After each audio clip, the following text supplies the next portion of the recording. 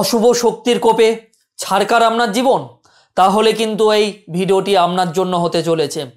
শুধুমাত্র এক চিমটে লবণ দিয়ে আপনি যে কোনো খারাপ কুপ্রভাব থেকে বার হয়ে আসতে পারবেন এবং জীবনে কখনো অর্থের অভাব হবে না। যদি মনে হয় এই ভিডিওটি বা এই যে তথ্যগুলো আমি আপনাকে দেব এটি আপনার প্রয়োজন, তাহলে দেরি না করে অবশ্যই চ্যানেলটিকে সাবস্ক্রাইব করে রাখুন।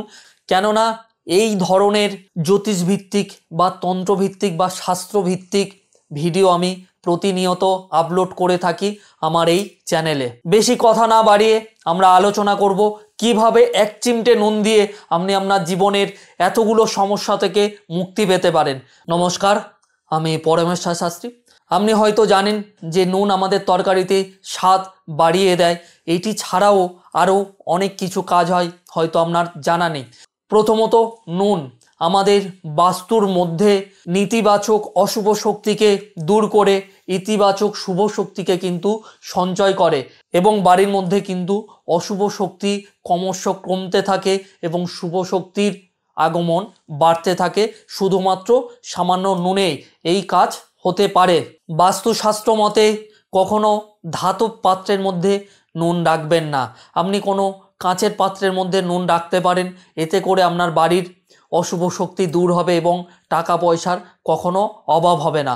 আপনি ভুল করেও যদি কোনো ধাতব পাত্রের মধ্যে এই যে লবণটি রাখছেন, তাহলে তৎক্ষণাৎ সাবধান হয়ে যান। এবার আলোচনা করব দ্বিতীয় টোটকা নিয়ে। আপনি কি দীর্ঘদিন ধরে কাজে কোনো উন্নতি করতে পারছেন না? তাহলে যেটি করতে হবে, আপনাকে ঘর মোছার সময় সামান্য পরিমাণ লবণ ওই জলের মধ্যে ফেলে দিয়ে ঘরটি পরিষ্কার করুন। সপ্তাহে প্রতিদিন করতে হবে এমন কোনো বাধ্যকতা নেই। আপনি সপ্তাহে অন্তত 2টা দিন করে দেখুন, তাহলে আপনার বাস্তুর মধ্যে যদি নেগেটিভ এনার্জি থাকে সেটা দূরে সরে যাবে এবং শুভ শক্তির আগমন ঘটবে। আর শুভ শক্তির আগমন ঘটার সাথে সাথে আপনার সংসারে সুখ সমৃদ্ধিতে ভরে যাবে, কোনো সমস্যা আপনার জীবনে থাকবে না। এবার আলোচনা করব 3 নম্বর টোটকাটিকে নিয়ে। প্রথমত আমি বলেছি নুন আমাদের বাস্তুর অশুভ প্রভাবকে কাটিয়ে দেয়। সেই জায়গায় থেকে আপনি আপনার বাথরুমের মধ্যে সামুদ্রিক লবণ রাখতে পারেন, তাহলে কিন্তু নেগেটিভ এনার্জি অনেকটাই দূরে চলে যাবে।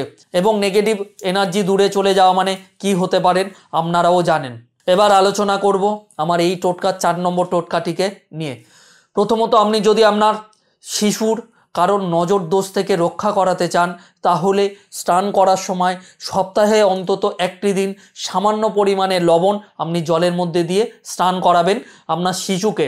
এবং বৈজ্ঞানিক কারণেও সামান্য নুন জলে স্নান করালে আপনার শিশু অ্যালার্জিজনিত সমস্যা থেকে কিন্তু মুক্তি পেতে পারে।